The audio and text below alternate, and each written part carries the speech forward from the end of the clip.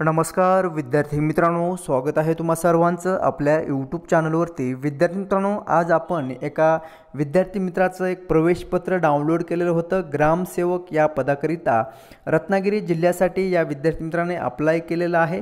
हा आपला विद्यार्थी मित्र लातूर जिल्ह्यातला आहे आणि त्याला ग्रामसेवक या पदाकरिता परीक्षेचे जे काही ठिकाण आहे ते तुम्ही पाहू शकता। अमरावती जिल्ह्याअंतर्गत ion digital zone ITZ city land या ठिकाणी अमरावती जिल्ह्याचं परीक्षेचे स्थळ जे आहे ते भेटलेले आहे। लातूर जिल्ह्याचा हा विद्यार्थी उमेदवार आहे। 18 तारखेला त्याचा पेपर आहे आणि अमरावती हे एक्झाम सेंटर त्याला भेटलेलं आहे।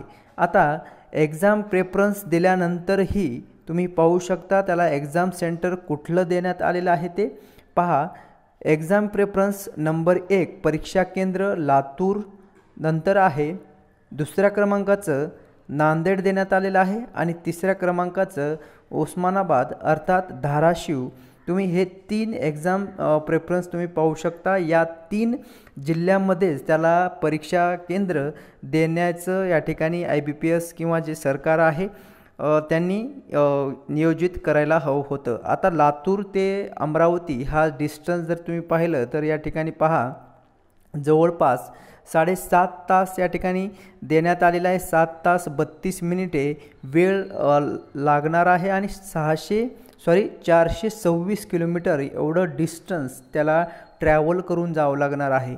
सो पहा या ठिकाणी तुम्हाला हे कितपत योग्य वाटते ते कमेंट बॉक्समध्ये नक्की कमेंट्स करून सांगायचं आहे। आणि तुमच्याही बाबतीत असं प्रवेशपत्र डाउनलोड केल्यानंतर जर घडलं असेल तर पहा या ठिकाणी योग्य की अयोग्य हे IBPS कंपनीला माहीत, ठीक आहे। सो